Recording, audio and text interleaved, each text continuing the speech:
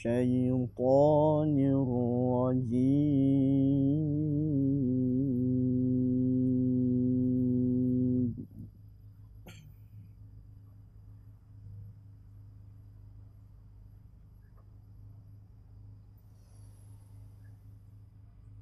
بسم الله الرحمن الرحيم.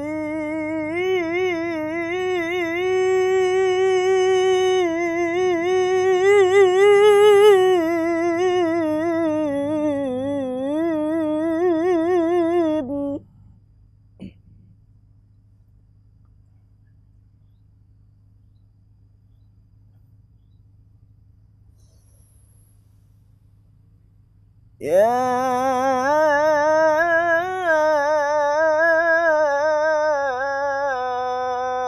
أيها الذين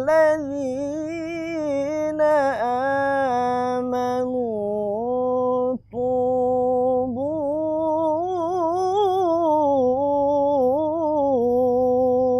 إلى الله توبة نصوحا.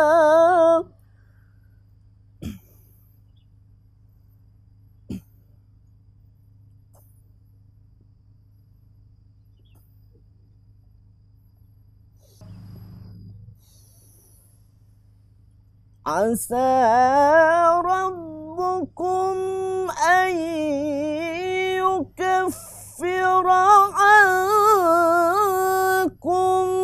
سيئاتكم ويدخلكم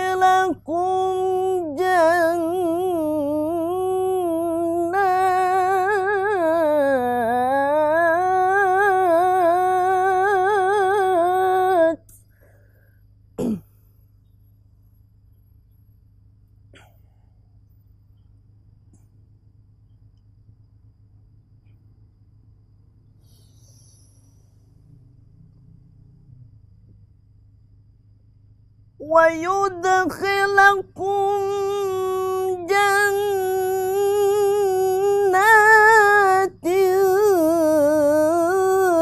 تجري من تحتها الأنهار.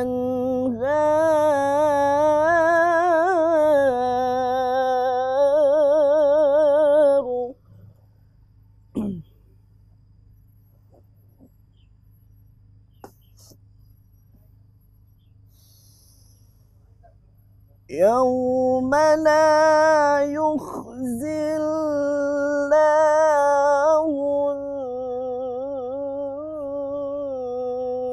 النبي والذين آمنوا معه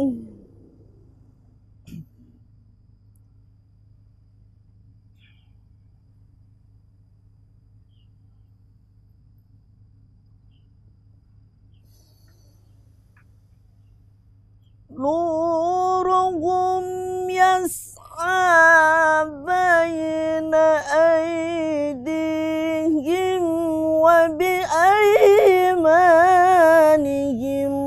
ويقولون ربنا أتمم لنا نورنا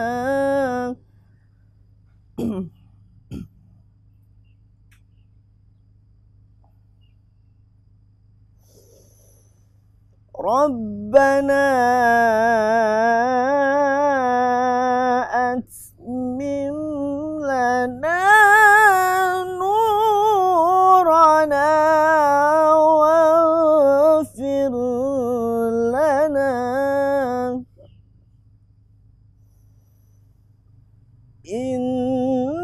إنك على كل شيء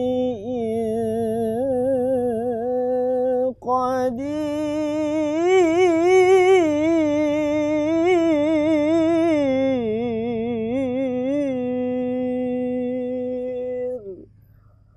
Sadaqallahul azim.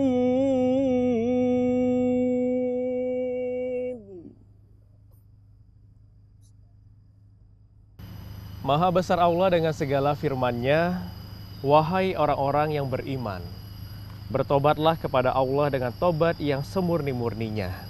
Mudah-mudahan Tuhan kamu akan menghapus kesalahan-kesalahanmu dan memasukkan kamu ke dalam surga yang mengalir di bawahnya sungai-sungai. Pada hari ketika Allah tidak mengecewakan Nabi dan orang-orang yang beriman bersama dengannya. Sedang cahaya mereka memancar di hadapan dan di sebelah kanan mereka sambil berkata, "Ya Tuhan kami, sempurnakanlah untuk kami cahaya kami dan ampunilah kami, sungguh Engkau Maha Kuasa atas segala sesuatu." Surat At-Tahrim ayat 8. Assalamualaikum warahmatullahi wabarakatuh. Selamat sore pemirsa yang dirahmati Allah Subhanahu wa taala. Senang sekali saya Firgi Randa dapat menjumpai Anda dalam program yang mencurahkan ilmu dan mencerahkan tayangan Sara Khazanah Keislaman sebagai bekal amalan untuk menggapai manisnya iman, di mana lagi kalau bukan di program takjil, taqarrub ke jalan ilahi. Alhamdulillah sore hari ini saya sudah bersama dengan Ustadz Firdaus LC yang akan berbagi ilmu untuk sore hari ini, tentunya untuk meningkatkan keimanan kita kepada Allah Subhanahu wa taala. Nah, di sore hari ini di program Takjil kami mengangkat tema yaitu Ramadan momentum tepat untuk bertaubat. Kita tahu bersama bahwa bulan suci Ramadan ini bulan yang penuh dengan ampunan dan penuh dengan rahmat Tuhan Yang Maha Esa, Allah Subhanahu wa taala. Seperti biasa, di segmen pertama ini saya akan mengajak Anda pemirsa untuk mendengarkan tausiah singkat dari Ustadz. Silakan Ustadz. Assalamualaikum warahmatullahi wabarakatuh. Waalaikumsalam warahmatullahi wabarakatuh. Alhamdulillah, alhamdulillahi wa kafa, wassalatu wassalamu ala nabiyihil mustafa Sayyidina Muhammadin wa huwa alladzi la yantiqu 'anil hawa in huwa illa wahyu yuha. Rabbi syrah li sadri wa yassir li amri wahlul 'uqdatam min lisani yafqahu qawli, amma ba'd. Para pemirsa TPRI Bangka Belitung, para soimin dan soimat dimanapun Anda berada yang sedang menyaksikan program takjil ini, pertama saya mengajak kita semua bersyukur kepada Allah yang alhamdulillah sampai saat ini kita masih banyak diberikan nikmat dan karunia. Wabil khusus alhamdulillah sampai sore hari ini menjelang berbuka kita masih diberikan kekuatan, kemudahan untuk menjalankan ibadah puasa dengan semua rangkaian amalan ibadahnya. Para soimin dan soimat yang dimuliakan Allah Subhanahu wa taala, tidak lupa bersalawat kita kepada Rasulullah dengan kita mengucapkan Allahumma sholli ala sayyidina Muhammad wa ala ali sayyidina Muhammad. Beliau nabi yang sangat mulia, yang sunah-sunahnya merupakan kunci kebahagiaan bagi kita semua. Para pemirsa yang dimuliakan Allah, bulan Ramadan adalah bulan yang sangat mulia sekali. Para ulama bahkan banyak memberikan nama kepada bulan Ramadan, yang semua nama yang tadi diberikan oleh para ulama itu menunjukkan identitas dari bulan Ramadan itu sendiri. Misalkan ada ulama yang mengatakan Ramadan disebut dengan Syahrut Tarbiyah, bulan pendidikan. Mengapa? Karena pada bulan Ramadan ini kita dididik secara langsung oleh Allah untuk melakukan segala hal, wabil khusus untuk melakukan amal kebaikan. Ramadan disebut dengan Syahrul Quran karena pada bulan Ramadan diturunkan Al-Quran. Pun pada bulan Ramadan kita dianjurkan untuk banyak-banyak membaca Al-Quran. Ramadan juga disebut dengan Syahrul Ibadah karena pada bulan Ramadan kita diajak untuk beribadah, digiring bahkan, termasuk dimudahkan oleh Allah untuk beribadah. Pun Ramadan sering disebut juga dengan Syahrut Taubah, bulan bertaubat. Para soimin dan soimat, pemirsa TPRI Bangka Belitung, rahimani wa rahimakumullah. Mengapa para ulama menyebut Ramadan dengan bulan bertaubat? Tentu penamaan ini bukan tanpa alasan. Misalkan seorang ulama namanya Imam Al-Qurtubi rahimahullah, di dalam kitab beliau Al-Jami'u li Ahkamil Quran, beliau pernah berkata, innama summiya Ramadanu li'annahu yarmadu adz-dzunub. Ramadan itu, kata Imam Qurtubi, disebut dengan bulan Ramadan karena bulan Ramadan itu membakar dosa-dosa kita. Lalu ada murid-murid beliau bertanya, wahai Imam Qurtubi, bagaimana bisa Ramadan membakar dosa-dosa? Kata beliau, innama yuhrikuha bil a'mali sholihah. Kata Imam Qurtubi, karena pada bulan Ramadan, dosa-dosa kita dibakar dengan amal soleh. Nah inilah para pemirsa yang dimuliakan Allah, makna dari firman Allah Subhanahu wa Ta'ala, innal hasanat yudhibna sayyiat. Semakin banyak kita melakukan amal kebaikan, semakin banyak kita melakukan amal soleh, maka ketahuilah akan semakin banyak dosa-dosa kita yang diampunkan oleh Allah Subhanahu wa Ta'ala. Pun baginda Rasulullah, beliau pernah bersabda dalam hadis yang diriwayatkan oleh Bukhari Muslim, innal salawatul khams, salat 5 waktu, antara satu salat dengan salat berikutnya, kata Rasulullah. Wal jum'ah ila jum'ah, satu Jumat ke Jumat berikutnya. Wa Ramadan ila Ramadan, antara satu Ramadan ke Ramadan berikutnya, kata Rasulullah. Di antara keduanya, maka dosa-dosa itu diampunkan oleh Allah Subhanahu wa Ta'ala. Para pemirsa yang dimuliakan Allah, berbicara tentang dosa, para ulama juga membagi dosa kepada beberapa jenis. Misalkan Al-Imam Al-Qurtubi, beliau mengarang sebuah kitab yang berjudul Al-Kabair. Ya, buku yang banyak bercerita tentang dosa-dosa besar. Di kitab tersebut beliau mengatakan dosa itu secara garis besar terbagi menjadi 2. Pertama dosa kecil, yang kedua dosa-dosa besar. Dosa-dosa besar di dalam kitab beliau tadi disebutkan oleh Imam Az-Zahabi sebanyak 70 dosa besar.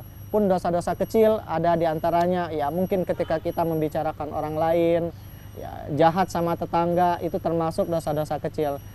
Namun para pemirsa, para shaimin dan shaimat rahimani wa rahimakumullah, para ulama juga mengingatkan kita semua, hati-hati, walaupun ada pembagian dosa besar dan dosa kecil, kita perlu berhati-hati. Mengapa? Ulama sering mengatakan la saghira ma'al istimrar, tidak ada dosa kecil kalau dilakukan terus-menerus. Artinya walaupun dia dosa kecil, kalau kita lakukan secara kontinu, ujung-ujungnya itu akan menjadi dosa besar. Wala kabira ma'al istighfar. Dan kata para ulama, tidak ada dosa besar kalau kita memohon ampunan terus kepada Allah Subhanahu wa Ta'ala. Nah ini para pemirsa yang dimuliakan Allah Subhanahu wa Ta'ala, pembagian dosa berdasarkan klasifikasi besar atau kecilnya. Dalam pembagian yang lain, para ulama juga membagi dosa itu kepada 2 jenis juga. Yang pertama dosa yang ada hak Allah yang kita langgar atau tidak kita tunaikan. Yang kedua ada dosa yang terkait dengan hak manusia. Dosa yang terkait dengan hak Allah, contohnya misalkan ketika kita tidak sholat, ketika kita berbuat syirik, ketika kita sudah mampu untuk berhaji, kita tidak berhaji. Ini dosa yang kaitannya dengan hak Allah. Tapi hati-hati, ada juga dosa yang kaitannya dengan manusia. Apa itu? Ketika kita memfitnah seseorang, ketika kita membicarakan aib seseorang. Dosa-dosa ini adalah dosa-dosa yang kaitannya dengan kepada manusia. Nah para pemirsa yang dimuliakan Allah, para shaimin dan shaimat dimanapun Anda berada, mudah-mudahan dengan penjelasan singkat tentang dosa ini, pun momentum Ramadan ini menjadikan kita kesempatan bagi kita untuk bertaubat dari segala dosa. Kebenaran datangnya dari Allah. Wallahu a'lam bishawab. Wassalamualaikum warahmatullahi wabarakatuh. Waalaikumsalam warahmatullahi wabarakatuh. Nah pemirsa, kita sudah mendengarkan tausiah singkat dari Ustadz Firdaus LC. Tadi Ustadz juga mengatakan bahwa di bulan suci Ramadan ini adalah bulan yang penuh dengan pendidikan, bulan penuh dakwah, bulannya Al-Quran, dan bulan yang penuh dengan ampunan Ustadz ya. Nah di segmen kedua ini kami membuka pertanyaan untuk pemirsa di rumah yang ingin bergabung ke media sosial kami. Silakan mengirimkan pertanyaannya. Dan kita lanjutkan lagi Ustadz di sesi kedua kita, dan masih bersama kami di Takjil, Taqarrub ke Jalan Ilahi.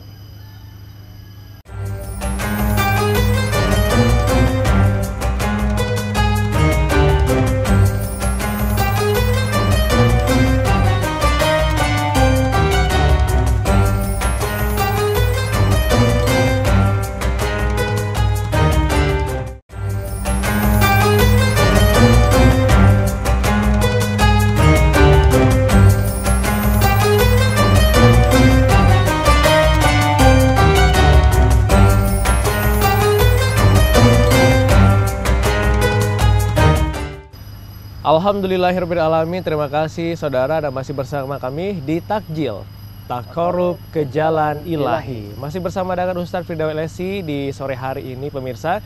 Bagi Anda yang baru saja bergabung bersama kami, tema kami adalah Ramadan momentum tepat untuk bertaubat. Tadi di sesi pertama kami sudah membukanya dengan tausiah singkat dari Ustadz, dan di sesi kedua ini kami membuka pertanyaan untuk Anda yang di rumah sudah mengirimkan ke akun media sosial kami. Nah Ustadz, di sini ada Ibu Sita yang ingin bertanya Ustadz. Assalamualaikum Ustadz, saya Ibu Sita dari Penagan. Saya mau bertanya bagaimana caranya bertaubat dari dosa-dosa yang telah berlalu. Silakan Ustadz. Bismillahirrahmanirrahim. Para pemirsa yang dimuliakan Allah Subhanahu wa taala, para saimin dan saimat, ini pertanyaannya sangat luar biasa. Setiap manusia pasti punya dosa gitu kan. Dan manusia yang berdosa itu pun para ulama membaginya kepada 3 golongan. Ada 3 golongan. Ada 3 golongan orang yang berdosa. Golongan yang pertama orang yang berdosa, ada manusia yang berdosa kata para ulama ketika mereka melakukan dosa, karena mereka merasa dosa mereka banyak, lalu pada akhirnya mereka merasa tidak ada ampunan lagi buat mereka. Nah, ini kelompok yang pertama, kelompok yang berputus asa dari ampunan Allah. Berdosa karena putus asa dan pada akhirnya mereka tidak bertaubat. Kelompok yang kedua adalah kelompok yang ketika mereka melakukan perbuatan dosa, mereka tahu Allah Maha Pengampun. Cuma yang jadi masalah para pemirsa yang dimuliakan Allah, di kelompok yang kedua ini mereka terlalu meremehkan dosa. Karena mereka menganggap Allah itu selalu mengampuni dosa-dosa mereka, lalu pada akhirnya mereka mengulangi lagi dosa-dosa mereka. Nah, ini jenis manusia kedua yang melakukan perbuatan dosa. Lalu jenis yang ketiga, manusia yang melakukan perbuatan dosa kata para ulama, ada orang-orang yang ketika mereka berdosa, melakukan kemaksiatan, nah pada saat itu akhirnya mereka menyadari Allah Maha Pengampun. Namun karena mereka menyadari Allah Maha Pengampun, mereka tetap tidak meremehkan dosa-dosa mereka. Tidak seperti golongan yang kedua tadi. Kalau golongan pertama itu berputus asa dari ampunan Allah, golongan kedua tadi terlalu meremehkan dosa, tapi golongan yang ketiga tidak demikian. Dia yakin Allah Maha Pengampun, ya. Bahkan ampunan Allah lebih luas daripada murkanya Allah. Namun kelompok yang ketiga ini juga tidak meremehkan dosa. Karena mereka bertaubat dari suatu dosa, mereka bertaubat dengan taubatan nasuha. Balik lagi ke pertanyaan ibu tadi, bagaimana Ustaz caranya bertaubat? Pertanyaan ini dulu pernah ditanya oleh kita kaum muslimin kepada seorang ulama namanya Imam Al-Ghazali. Imam Al-Ghazali rahimahullah, di dalam kitab beliau Ihya Ulumuddin, beliau menyebutkan dosa, cara bertaubat dari dosa itu dengan 7 cara. 7 cara. 7 cara kalau kita ingin bertaubat, atau disebut oleh beliau dengan asyurut fi qubulit taubah, ya, syarat diterimanya taubat gitu. Para pemirsa yang dimuliakan Allah, syarat yang pertama diterimanya taubat itu adalah harus ada kata beliau an-nadam. Apa itu an-nadam? Rasa menyesal. Nah, ini yang jarang dilakukan oleh orang-orang ketika bertaubat. Banyak di antara kita bertaubat, tapi terkadang ada yang bangga justru dengan dosanya, ya. Banyak yang hijrah, tapi justru memberitahu kepada orang dosa-dosa mereka di masa lampau. Nah, ini tidak dibenarkan. Jadi syarat pertama kalau ingin diterima taubatnya adalah an-nadam. Harus ada perasaan menyesal dan semaksimal mungkin menutupnya sebagai bukti penyesalan kita. Jangan sampai kita ceritakan ke orang lain. Lalu yang kedua, syarat dari bertaubat itu adalah al-iqla'. Al-iqla' itu berhenti melakukan dosa detik itu juga. Ingin bertaubat tapi masih continue melakukannya. Ini tidak bisa diterima sama Allah. Ingin bertaubat dari syirik tapi masih menyimpan jimat. Ingin bertaubat dari syirik tapi masih berobat ke dukun gitu. Maka syarat yang kedua dari taubat itu adalah al-iqla' setelah an-nadam. Lalu yang ketiga, kata Imam Al-Ghazali, syarat bertaubat yang ketiga itu adalah al-azam. Al-azam. Azam itu artinya ada tekad bagi kita untuk sekuat tenaga meninggalkan perbuatan tersebut. Menyesal sudah. Kemudian berhenti saat itu juga sudah, tapi belum punya keinginan yang kuat, masih balik lagi. Sehingga dibutuhkan hal yang ketiga kata Imam Al-Ghazali. Kalau kita ingin bertaubat, maka dibutuhkan yang ketiga namanya al-azam tadi, tekad yang kuat, bukan cuma pengen aja, tapi bahasa anak zaman sekarang pengen banget atau pengen bingit bahasa mereka itu. Jadi nggak sekedar ingin. Jadi kalau ingin taubatnya diterima, maka wajib bagi kita untuk berazam. Sekuat tenaga kita betul-betul ingin hijrah. Lalu yang keempat, kalau kita ingin bertaubat, Maka kata Imam Al-Ghazali, lakukan al-a'mal as-salihah. Ganti perbuatan buruk dengan perbuatan baik. Caranya bagaimana? Para ulama mengajarkan cara bertaubat itu mengganti perbuatan yang dulu kita lakukan dengan perbuatan baik yang sejenis. Contoh, dulu sering melahirkan dosa lewat lisan, mungkin ngomongin orang, ya, mungkin memfitnah orang, atau mungkin kita sering berkata kasar, berbohong. Sekarang bagaimana cara bertaubatnya? Banyak-banyak tilawatil Quran, lahirkan kebaikan lewat lisan juga. Banyak-banyak kita berzikir, banyak-banyak kita salawatan, sering-sering kita berkata jujur. Ini cara bertaubat, mengganti perbuatan buruk dengan perbuatan baik. Nah, para pemirsa yang dimuliakan Allah pun, mungkin dulu kita pernah ngambil hak orang lain secara zalim. Maka cara bertaubatnya banyak-banyak bersedekah. Maka para koruptor kalau ingin bertaubat dari dosa korupsinya, sekarang banyak-banyak melakukan sedekah, berbagi kepada orang lain. Nah, ini cara bertaubatnya. Lalu berikutnya para pemirsa yang dimuliakan Allah, syarat taubat yang kelima yang diajarkan oleh Imam Al-Ghazali kepada kita semua. Kalau kita ingin bertaubat, cara yang kelima adalah kita taubat secara lisan. Apa itu taubat secara lisan? Lisan kita paling sedikit minimal kita bertaubat mengucapkan astagfirullahalazim 100 kali. Karena begitulah Rasulullah. Rasul mengajarkan kita, kata Rasulullah, aku ini kata Rasul paling sedikit sehari itu bertaubat 100 kali, walaupun ada riwayat yang lain mengatakan 70 kali. Orang yang sudah dijamin akan dimasukkan ke dalam surga, orang yang sudah dijamin diampunkan dosa-dosanya, sehari bertaubat 100 kali dengan mengucapkan istighfar. Lalu bagaimana dengan kita yang belum ada jaminan? Maka para pemirsa TPRI Bangka Belitung, para shaimin dan shaimat, cara bertaubat yang kelima, kalau memang serius kita ingin bertaubat, ayo selesai kita sholat, minimal 20 kali jangan berangkat dari tempat kita sholat. 20 kali kita mengucapkan astagfirullahalazim. 20 kali 5 maka akan menjadi 100. 100, benar Ustaz. Dan itu tidak terasa kalau kita continue melakukannya. Para pemirsa yang dimuliakan Allah Subhanahu wa taala, lalu yang keenam, syarat bertaubat kalau kita serius ingin bertaubat, Imam Al-Ghazali mengatakan adalah kalau seandainya dosanya itu ada kaitannya dengan manusia, maka gentleman kita minta maaf. Contoh misalkan, saya pernah membicarakan aib MC kita misalkan, ya, itu artinya saya melakukan ghibah, ya. Ini dosa yang ada kaitannya dengan manusia. Maka tadi para ulama membagi dosa, ada dosa yang kaitannya dengan Allah. Kalau dosa kaitannya dengan Allah, lakukan aja poin 1, 2, 3, 4, 5 tadi. Tapi kalau dosa kaitannya dengan manusia, nggak cukup 5 ini. Harus lakukan al-afu, minta maaf. Lalu ada orang bertanya, Ustadz, kalau minta maaf biasanya orang yang kita maafkan itu kan jarang maafkan kita. Ya mungkin karena masih kesal kata mereka kan. Para pemirsa yang dimuliakan Allah, tugas kita sebagai manusia dan tugas kita sebagai orang yang salah bukan memastikan yang bersangkutan memaafkan kita, tapi tugas kita minta maaf. Masalah dia memaafkan tidak, apa yang kita lakukan terhadapnya itu urusan dia sama Allah. Tapi tugas kita sebagai orang yang salah, karena kita dosanya kaitannya dengan beliau, maka kita gentleman minta maaf. Tidak mungkin Allah ampunkan dosa yang ada kaitan dengan manusia kalau kita tidak minta maaf. Benar.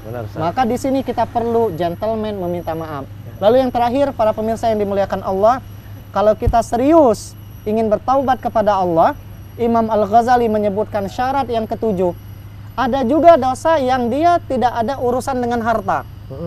Maka ini lakukan poin 1, 2, 3, 4, 5 tadi dan 6 tadi. Tapi kalau dosanya ada kaitannya dengan harta, tidak cukup kita melakukan 6 poin tadi. Tidak cukup kita melakukan 6 cara tadi. Maka kita wajib melakukan cara yang terakhir. Apa? Ada hukuk kata beliau. Kembalikan hak orang yang kita ambil tadi. Contoh, dulu mungkin kita pernah mengambil mangga tetangga.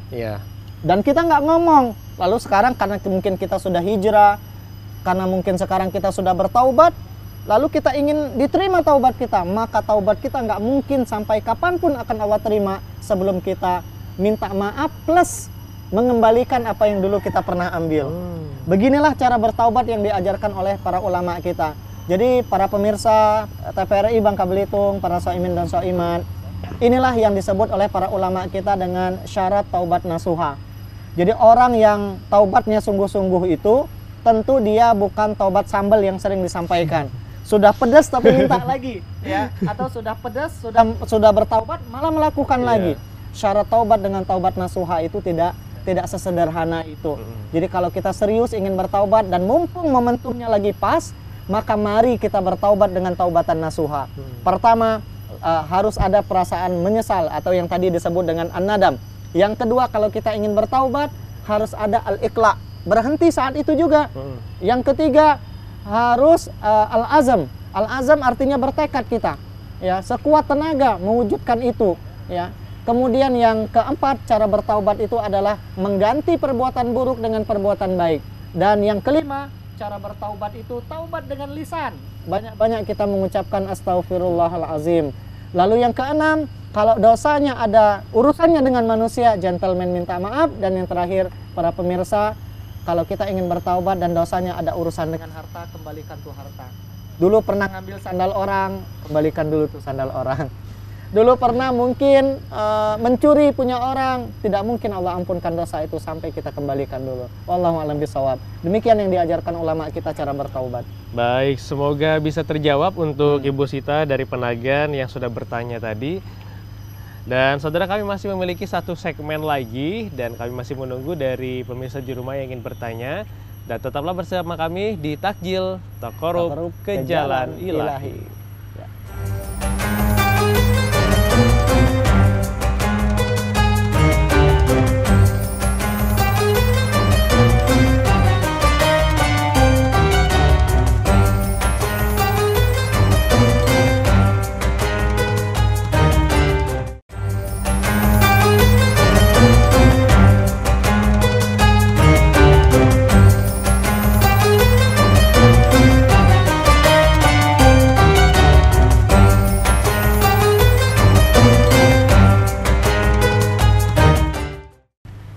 Alhamdulillahirrahmanirrahim. Terima kasih saudara, Anda masih bersama kami di program Takjil Taqarrub ke Jalan Ilahi. Masih bersama dengan Ustadz Firdaus LC pada sore hari ini saudara. Dan bagi Anda yang baru saja bergabung, tema kami adalah Ramadan Momentum Tepat untuk Bertaubat. Nah Ustadz, kita masih mendapatkan pertanyaan dari pemirsa di rumah, dari media sosialnya TVRI Bangka Belitung. Ini pertanyaan dari Niko Ustadz. Assalamualaikum Ustadz, saya ingin bertanya, mengapa Ramadan itu disebut bulan bertaubat? Oke. Nah ini, silakan dijelaskan Ustaz. Siap. Para pemirsa yang dimuliakan Allah Subhanahu wa taala, ya ini pertanyaan yang bagus ini. Mengapa Ramadan disebut dengan bulan bertaubat? Baginda Rasulullah Shallallahu alaihi wasallam dalam hadis sahih riwayat Bukhari Muslim, beliau pernah menyebutkan pertama, walillahi utaqaun minan nar. Pada bulan Ramadan, kata Rasulullah, Allah Subhanahu wa taala memberikan kesempatan kepada manusia pembebasan dari siksa api neraka. Artinya pembebasan dari dosa-dosa, karena nggak mungkin kita masuk surga kalau masih punya dosa. Nah, Rasulullah memberikan jaminan itu. Setiap kita yang bertaubat di bulan Ramadan, maka diberikan jaminan dibebaskan dari siksa api neraka. Lalu Rasulullah melanjutkan lagi, wadzalika kulla lailah, dan itu berlaku setiap hari di bulan Ramadannya. Itu dahsyatnya. Jadi bukan hanya pada momen-momen tertentu saja. Jadi mengapa Ramadan disebut dengan bulan taubat? Karena memang di setiap detik-detik Ramadan itu adalah detik-detik ampunan. Detik-detik jaminan pembebasan dari siksa api neraka. Disinilah alasan yang pertama, mengapa Ramadan disebut dengan bulan taubat? Karena setiap detik-detik yang kita lalui adalah detik-detik pengampunan dari Allah Subhanahu wa taala. Yang kedua, mengapa Ramadan disebut dengan bulan bertaubat? Karena memang Ramadan ini adalah ibadah yang dilakukan pada bulan Ramadan ini banyak sekali aktivitas kebaikan yang kita lakukan. Amal soleh. Maka pada bulan Ramadan, orang yang tidak pernah ke masjid jadi ke masjid. Orang yang tidak pernah pakai kopiah tiba-tiba pakai kopiah. Yang tidak pernah pakai jilbab, pakai jilbab. Yang mungkin dulu sebelumnya ngomongnya teriak-teriak, kasar-kasar, bulan Ramadan dia menjaga sikapnya. Itulah amal soleh. Yang nggak pernah mengaji pada bulan Ramadan itu melakukan tilawatil Quran. Nah, dengan kita banyak melakukan aktivitas kebaikan, maka dosa-dosa akan Allah ampunkan. Itulah tadi yang saya sampaikan tadi di ayat tadi. Innal hasanat yudhibna sayyi'at. Setiap kebaikan yang kita lakukan, maka kebaikan kita itu otomatis akan menghapus segala keburukan kita. Para pemirsa yang dimuliakan Allah, dosa yang kita lakukan sebagai manusia, dan tidak ada manusia yang selamat dari dosa kecuali para nabi dan rasul. Selagi dia seorang manusia, pasti dia melakukan dosa. Nah, dosa yang dilakukan manusia itu Allah ampunkan dengan caranya sendiri. Ada dosa yang Allah ampunkan dengan kita bertaubat. Ada dosa yang Allah ampunkan dengan kita banyak beristighfar. Ada dosa yang Allah ampunkan dari kita dengan Allah kasih kita penyakit. Maka penyakit kalau kita bersabar lalu kita tidak meninggalkan kewajiban kita sebagai manusia, maka itu akan mengampunkan dosa-dosa kita. Ada lagi yang lebih menarik. Dosa-dosa kita Allah ampunkan dengan Allah kasih kita masalah. Allah kasih kita masalah, Allah kasih kita musibah. Ada lagi dosa yang Allah ampunkan dari kita ketika kita banyak melakukan amal soleh. Sebagai contoh, langkah kaki orang yang menuju masjid, kaki kanannya itu adalah langkah-langkah mengangkat derajatnya di hadapan Allah. Dan kaki kirinya itu langkah-langkah yang akan mengampunkan dosa-dosanya. Berarti dengan kita banyak melakukan amal soleh pada bulan Ramadan, otomatis dosa-dosa kita diampunkan, kecuali dosa syirik tadi. Nah, Ramadan disebut dengan bulan taubat karena memang pada bulan Ramadan kita banyak melakukan aktivitas kebaikan, maka otomatis dosa kita diampunkan. Paling tidak dua alasan ini. Oke. Masya Allah. Masya Allah, semoga terjawab untuk Niko yang sudah bertanya tadi. Dan pertanyaan dari Hendry Ustadz. Ini ada dua pertanyaan. Assalamualaikum Ustadz, saya Hendry dari Selindung. Saya ingin bertanya, yang pertama, apakah kita harus bertobat hanya di bulan suci Ramadan?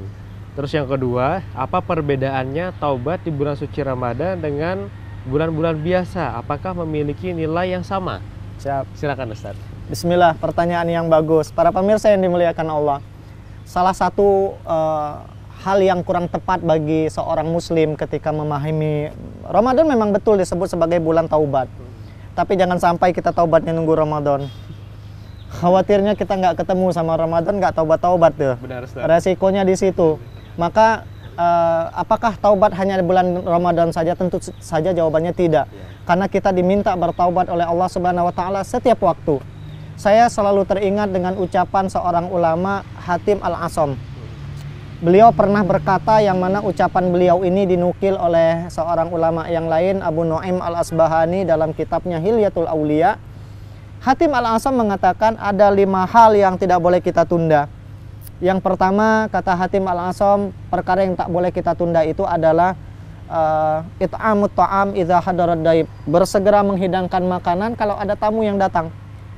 Yang kedua, kata Hatim, yang tidak boleh kita tunda itu adalah wa tajhizul mayyiti idza mata. Kalau ada yang meninggal, bersegera mengurusi jenazahnya. Jangan ditunda. Rumusnya lebih cepat diurus lebih bagus. Yang ketiga, wa tazwijul bikri idza adrakat. Bersegera menikahkan anak perempuan kita kalau ada orang soleh datang melamarnya. Jangan ditunda. Apalagi zaman sekarang nyari orang ganteng, berilmu, apalagi kaya, langka. Persaingan ketat para pemirsa. Kalaupun ada, biasanya sudah jadi suami orang. Maka di sini kalau kita bertemu dengan orang soleh, jangan ditunda. Kalau kita punya anak perempuan, bila perlu kita orang tua yang melamarnya. Yang keempat, kata Hatim, perkara yang tak boleh kita tunda, wa qada'ud daini idza wajaba. Punya hutang dan mampu, jangan ditunda untuk melunasinya. Segera lunasi. Dan yang terakhir, wa taubatu minadz-dzambi idza aznaba. Bersegera untuk bertaubat kalau kita melakukan dosa. Nah, taubat ini, bersegera ini tidak bisa menunggu Ramadan. Harus sesegera mungkin. Karena kita nggak ada jaminan 1 detik kemudian kita masih hidup. Benar. Maka Allah berfirman dalam Quran surah Ali Imran, wasari'u ila maghfiratin mir rabbikum. Sari'u itu cepat-cepat. Asri itu bahasa Arabnya, ayo cepat, ngebut bahasa kita anak mudanya. Ayo cepat, segerakan. Wasari'u, menuju apa? Menuju ampunan Allah dan menuju surganya Allah. Jadi tidak boleh taubat itu hanya menunggu Ramadan. Lalu yang kedua tadi, apakah sama taubat di bulan Ramadan dengan taubat di bulan yang lain? Tentu jawabannya berbeda. Mengapa berbeda? Taubat di bulan Ramadan, para pemirsa yang dimuliakan Allah Subhanahu wa taala, kesempatan kita diampunkan itu lebih besar. Lebih besar. Kesempatan kita diterima taubatnya lebih terbuka. Karena memang ada waktu-waktu yang di situ Allah memberikan momen yang tepat untuk mengampunkan dosa kita dan menerima taubat. Kapan itu? Pertama, di bulan Ramadan. Ini waktu yang sangat dianjurkan, direkomendasikan untuk bertaubat. Karena pada saat ini Allah menutup pintu surga, pintu neraka, pintu surga dibuka lebar. Apa yang dimaksud dengan pintu surga dibuka lebar? Di samping kita dikondisikan untuk melakukan amal soleh, ada tafsiran dari para ulama juga, maksudnya Allah buka lebar-lebar juga pintu taubat. Maka sama nggak taubat di bulan Ramadan dengan di bulan yang lain? Tentu jawabannya berbeda. Ya. Karena kesempatan diterima di bulan Ramadan lebih besar. Yang kedua, kapan taubat itu lebih besar kemungkinan diterimanya? Pada saat sepertiga malam terakhir. Sepertiga malam. Jadi sepertiga malam terakhir, para pemirsa TVRI Bangka Belitung, bukan hanya waktu yang diijabah untuk berdoa, tapi juga waktu yang diijabah untuk bertaubat. Maka kalau kita baca tuh hadis qudsi yang berbicara tentang keutamaan sholat tahajud, Allah itu selalu turun di sepertiga malam terakhir. Lalu Allah berfirman, barang siapa yang mohon ampun, pasti aku ampunkan, kata Allah. Berarti kesempatan di waktu itu lebih besar dibandingkan waktu yang lain. Barang siapa yang minta tolong, pasti aku tolong. Barang siapa yang minta apapun, pasti aku beri, kata Allah. Dan itu berlaku setiap malam. Nah, jadi pertanyaannya, sama nggak taubat di bulan Ramadan dengan di bulan yang? Tentu jawabannya berbeda.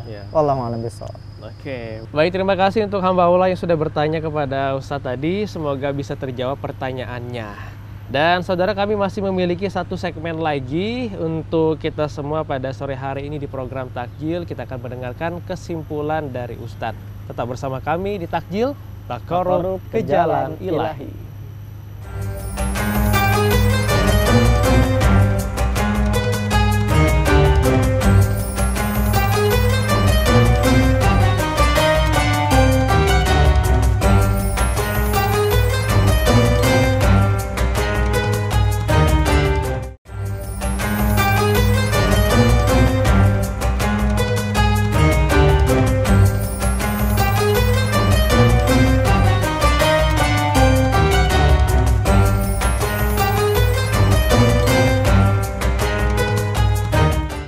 Alhamdulillahirrahmanirrahim. Terima kasih Anda masih bersama kami di Takjil, Taqarrub ke Jalan Ilahi. Dan kita masuk di segmen terakhir pada sore hari ini. Kita akan mendengarkan bersama untuk kesimpulan dari Ustadz. Silakan Ustadz.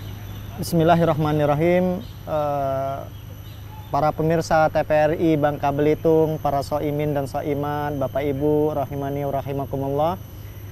Alhamdulillah, kita patut bersyukur kepada Allah Subhanahu wa Ta'ala yang telah mengkaruniakan kepada kita umat Islam bulan Ramadan yang banyak membawa kebaikan. Dia datang bukan hanya sebagai tamu yang suci, tapi dia datang dengan membawa banyak paket-paket kebaikan. Satu di antara sekian banyak paket tersebut, paket kesempatan diterimanya taubat.